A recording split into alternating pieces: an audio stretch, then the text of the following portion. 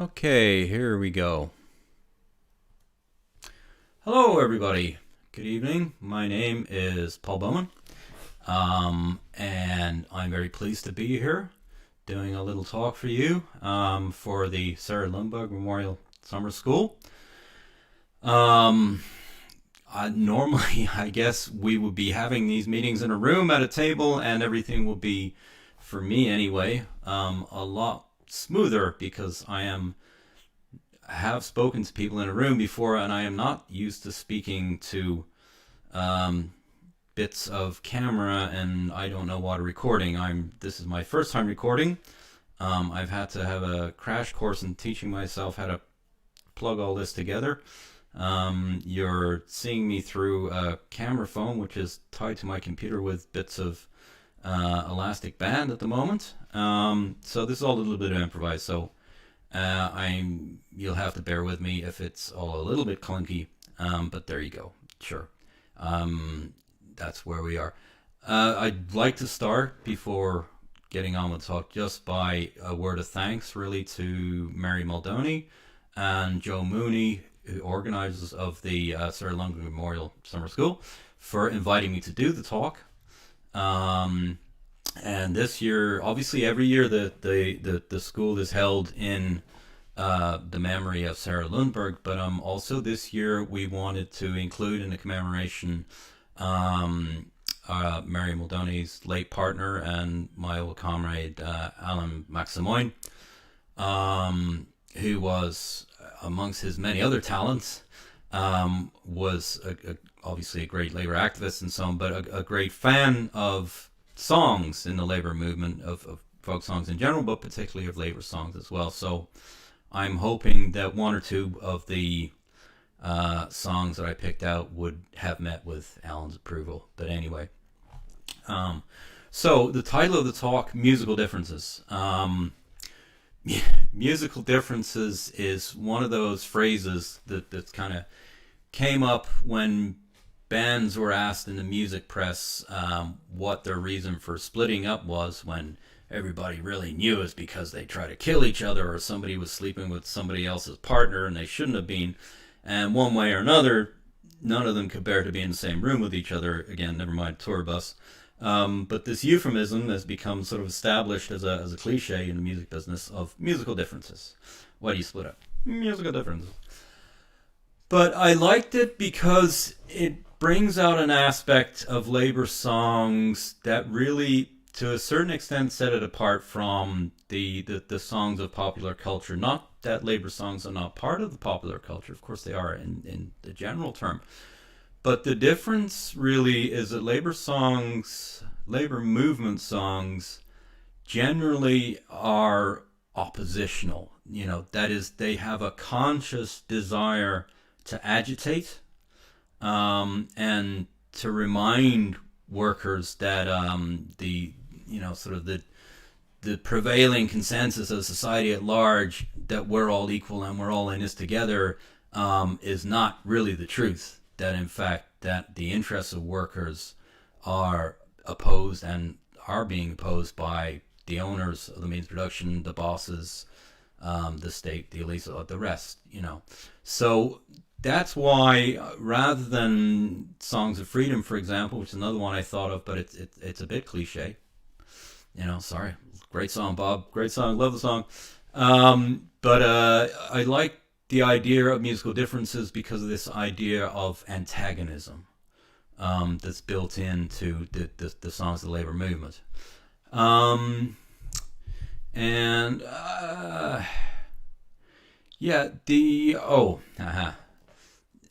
one of the things that express this for me quite nicely, there's an old songbook from the gotta reposition myself a little bit here. There we go.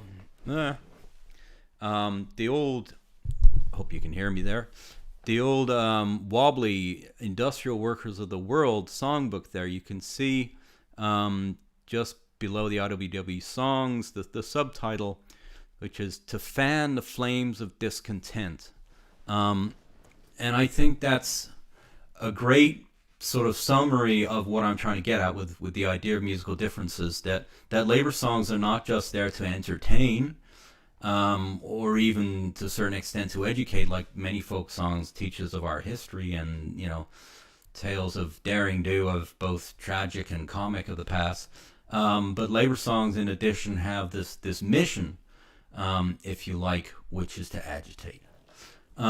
So that said, I decided to pick as my first sort of set of my first song, one of the songs of the industrial workers of the world, the known as the Wobblies.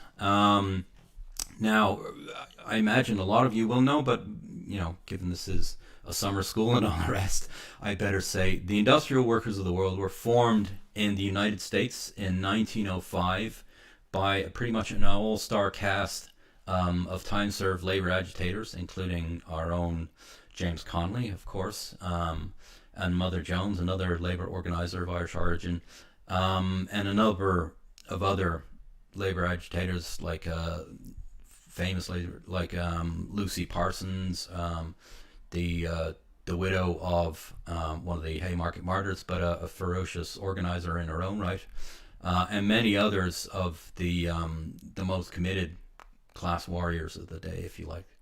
And they formed more or less in opposition to the then dominant trade union confederation, the American Federation of Labor, which was very much a sort of elitist, craft union based, very focused on keeping out workers that were not part of the white Anglo-Saxon Protestant ascendancy, as then was at the end of the 19th century, beginning of the 20th century in America, and particularly keeping out the newly migrant waves of workers from Southern Europe and from Ireland. So we're talking Irish, Italian, Polish and German Catholics that the AFL were particularly opposed to. And then in the early 20th century, the labor movement from across the Pacific, for the railroad building,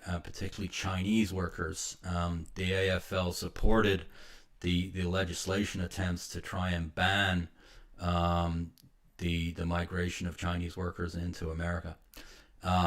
The industrial workers of the world took a principled internationalist stance, so they not only included, of course, the Irish, Italian, and other European migrants who were being shut out by the WASP ascendancy, but also including Chinese and Asian, Indian workers as well as, of course, African American workers. So that's a little bit about the IWW, and the song that I'm going to sing, or I've chosen, is a song by a guy called Joe Hill, which again I'm going to give a little bit of intro to, if I can just fish out his picture there. Here we go. So Joe Hill was born Joel Emanuel Hägglund in, pardon my pronunciation, someone from Sweden is going to listen to this and go like, you what? From Sweden, where he emigrated to the U.S. In the U.S., he joined the IWW, became a prominent organizer, as well as penning some of their most famous anthems. And we're going to talk about this one, which is a song of his he wrote called The Preacher and the Slave, which is also commonly known as Pie in the Sky, from the chorus line, as you'll see very shortly. This song, like a lot of Wobbly songs, was actually written to a well-known melody, which was a melody of a religious hymn called The Sweet By and By. And of course, people ask the question, why were so many Wobbly songs written to religious melodies? And sort of the pat answer is, well, because they would have been well known by the target audience. But there is another reason as well, which is a much more practical reason, a much more political reason as well, which was that when the Wobblies went into industrial areas where they were trying to organize the workers there, obviously the mine owners and bosses of the neighborhood, did not appreciate them turning up like this, and so tried to oppose them as many ways as well, not stopping short in the extreme of, sending in hired thugs like the Pinkerton detectives to beat people up or to shoot people, even to straight out assassinate people. However, at the start of organizing drives, quite often they would, start with something a little less violent, just as a way of breaking up meetings. And a favorite tactic was to hire the Salvation Army, who were rabidly anti-worker and anti-socialist, and get the Salvation Army band to gate crash the public meetings that the IWW were having to organize workers, strike up the band and try and drown out the meeting with the sound of their large brass band, which you have to remember, in the days before electric amplification, when the ability of the speaker to communicate with the audience was based on the power of their voice, then obviously being drowned out by a big brass band was a very effective tactic. And that's why that these songs were written by Joe Hill and the other Wobblies, which was because, of course, the Sweet By and By was a favorite of the Sally Army. So while the Sally Army struck up the band and tried to drown out the music, when they realized they couldn't shout over the music, they would start singing these songs, like the organizers and the other Wobblies who knew the songs would sing these songs to subvert the message of the Sally Army and to push across, the main idea of the meeting, which is that working class people should stand up for themselves. So without further ado, I'm just going to segue once more into singing the Preacher and Slave by Joe Hill. Okay, so here we go.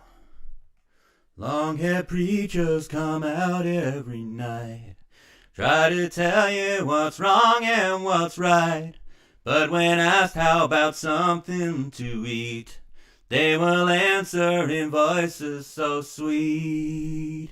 You will eat, by and by, in that glorious land above the sky, way up high. Work and pray, live on hay. You'll get pie in the sky when you die. That's a lie. And the Starvation Army, they play, and they sing and they clap and they pray, till they get all your coin on the drum. Then they'll tell you when you're on the bum. You will eat, by and by, in that glorious land above the sky, way up high. Work and pray, live on hay. You'll get pie in the sky when you die. That's a lie. Holy rollers and jumpers come out, and they holler, they jump and they shout. Give your money to Jesus, they say. He will cure all diseases today. And you will eat, by and by, in that glorious land above the sky, way up high. Work and pray, live on hay. You get pie in the sky when you die. That's a lie. If you fight hard for children and wife, try to get something good in this life, you're a sinner and bad men, they tell. When you die, you will sure go to hell. And you will eat, by and by, in that glorious land above the sky, way up high. Work and pray, live on hay. You get pie in the sky when you die. That's a lie. Working men of all countries unite. Side by side we for freedom will fight. When the world and its wealth we have gained, to the grifters we'll sing this refrain. You will eat, by and by, when you've learned how to cook and how to fry. Chop some woods will do you good, then you'll eat, in the sweet by and by, and that's no lie.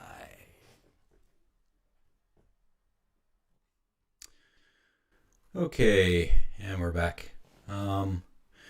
So as you can tell from the chorus of that, it's got the hooks in the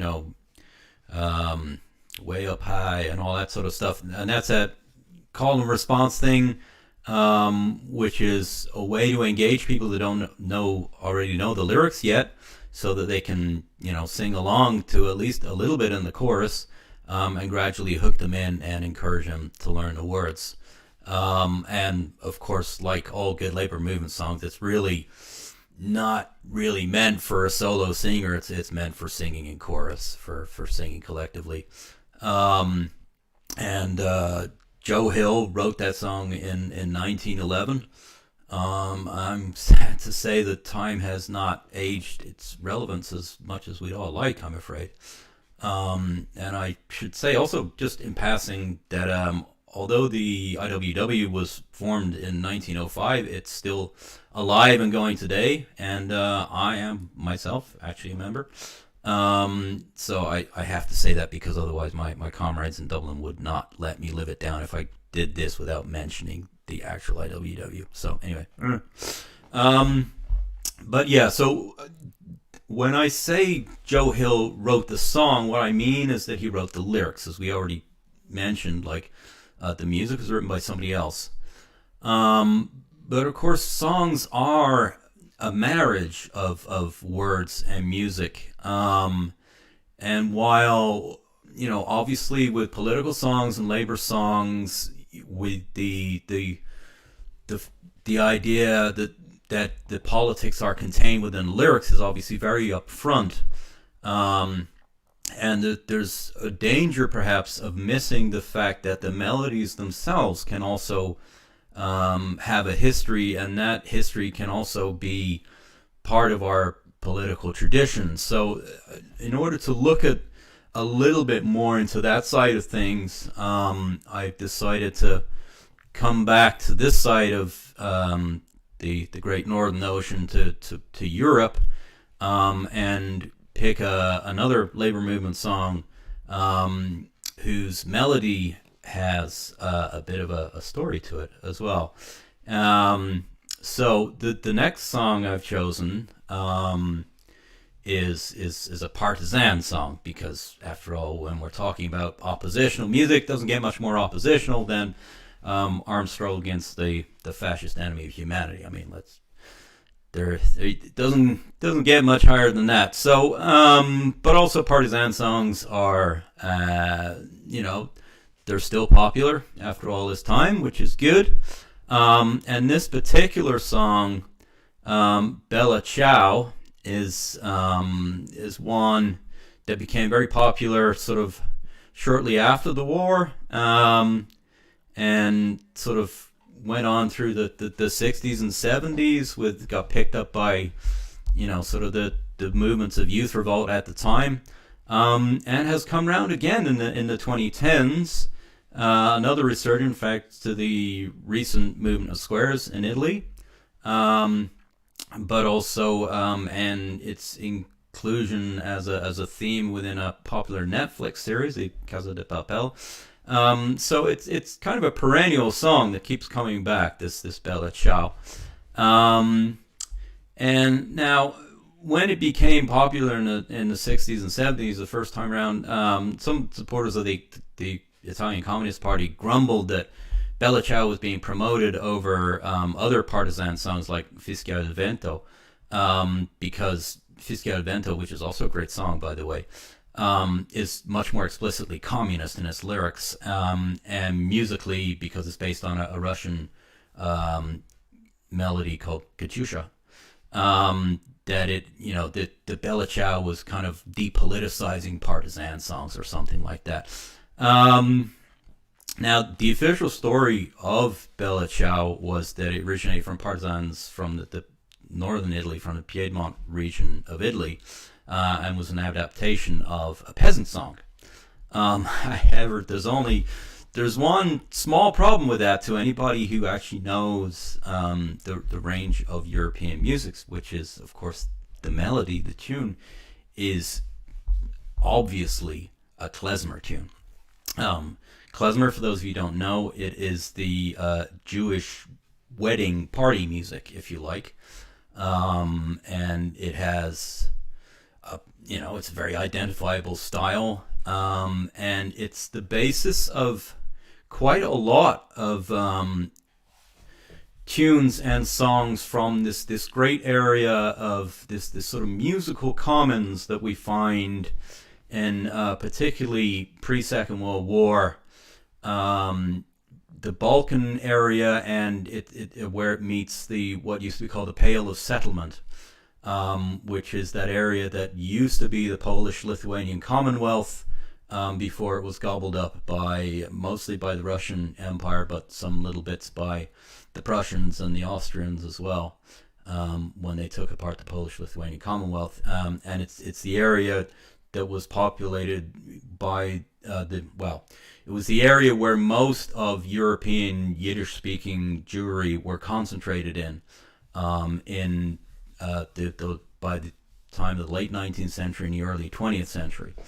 And that musical confluence of musicians sort of in that area from the Balkans up to, from the Black Sea up to the Northern Sea, from this Balkan area and this Pale Settlement area, you had a confluence of all kinds of musical styles. You had Slavic styles, you had the Jewish sort of klezmer and other Jewish traditions, you had Romany, gypsy styles of music as well, you had the influence of Islamic music from the Ottomans, the Ottoman Empire, all these sort of Turkish and Kurdish and Arabic, Middle Eastern Makam styles, and then the old West European modal folk musics as well, and then the more modern chromatic scale musics and so on. And all of this stuff came together in a big mashup in the Balkans, and sort of the Pale Settlement, where a lot of the musicians by trade is, musicians even to this day, the one thing that remains constant is, apart from the few superstars, that most musicians lead a very precarious existence, and having a quite peripatetic existence, having to tour around looking for gigs, trying to get a crumb here and there. And so a lot of the professional musicians sort of in this sort of Balkan area would have been either from Romani background or from Jewish background. And of course, musicians, when they sit around together, drinking and socializing and swapping tunes, so you have this commons of melodies. So anyway, there was a big debate in Italy over the origins of Balachau, and then relatively recently, I think sometime in the 90s or even later than that, an Italian musicologist was in New York listening to an old CD he picked up in New York of old klezmer tunes, and found himself humming along to Balachau. Thought, wait a minute, where did this come from? And dug it out, dug out the CD case and tracked it down, and sure enough, this was a recording from 1920 by this chap. Let's see if I can just line him up. Here we go. This chap's name is Mishka Zhiganov, who recorded the tune that basically became what the tune we now know as Balachau. In New York in 1920, he was an accordionist. He was a Yiddish-speaking accordionist who mainly played klezmer music. But for those of you who know your languages, his name, in fact, tells you that he is a Romani. Ziganov means gypsy, effectively. And so that he was, by confession, a Christian, but a Yiddish-speaking klezmer musician. So he originated in Odessa, in on the Black Sea coast, one of the biggest cities in the Pale settlement, in the Black Sea area, and brought his klezmer music and so on to New York, where he made enough of a career out of it that he was able to buy himself a little restaurant and get on in life, and record a few tracks. And then obviously someone from the Italian diaspora that left Italy to go to New York and then went back to Italy to fight with the partisans obviously brought the tune along. And so you have this connection between these melodies. And in fact, in many socialist songs from Europe, like A las Barricadas and Fischio di Vento itself is in fact, yes, is a Russian tune. This is written by another Jewish composer, in fact. So you have this background in socialist music of this lost socialist Yiddish culture that underpins a lot of the tunes and the music that people don't really recognize anymore, because of course most of that socialist Yiddish culture was wiped out by the Holocaust. But it survives in the international origins of the melodies that migrate. The tune of A las Barricadas comes from Poland, for example, and migrates tunes from Russia to Italy, and from Odessa to New York and back to Italy, and so on and so forth. So that's why I have chosen to sing Balachau. So I'm just going to cue that up right now, and we will get to it. Okay, let's give this a whirl. Una mattina mi son svegliato, oh bella ciao, bella ciao, bella ciao, ciao, ciao. Una mattina mi son svegliato e ho trovato l'invasor. Oh partigiano, portami via. Oh bella ciao, bella ciao, bella ciao, ciao, ciao. Partigiano, portami via, che mi sento di morire. E se muoio da partigiano, oh bella ciao, bella ciao, bella ciao, ciao, ciao. E se muoio da partigiano, tu devi me seppellirmi, e seppellirmi là sul montagna. Oh bella ciao, bella ciao, bella ciao, ciao, ciao. E seppellirmi là sul montagna, sotto l'ombra d'un bel fior, e tutti genti che passeranno. Oh bella ciao, bella ciao, bella ciao, ciao, ciao. E tutti genti che passeranno mi dirà che bel fior, e questo è fiore del partigiano. Oh bella ciao, bella ciao, bella ciao, ciao, ciao. Questo è fiore del partigiano, morto per la libertà.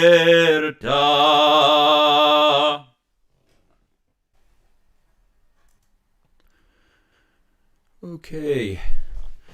Right. Well, I've detained you long enough. Of course, that was only 2 songs. There are many, many songs, but I'm sure I've abused your time long enough. So I'm going to say thank you very much for watching.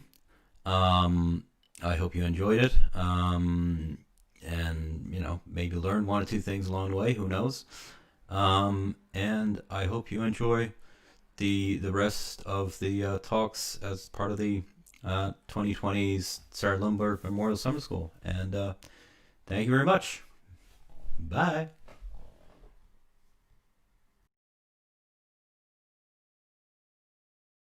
You will eat by and by, in that glorious land above the sky, way up high. Work and pray, live on hay. You'll get pie in the sky when you die. That's a lie. On the Starvation Army they play. Oh, that's terrible. fucking shite. When you die, holy rollers and jumpers come out.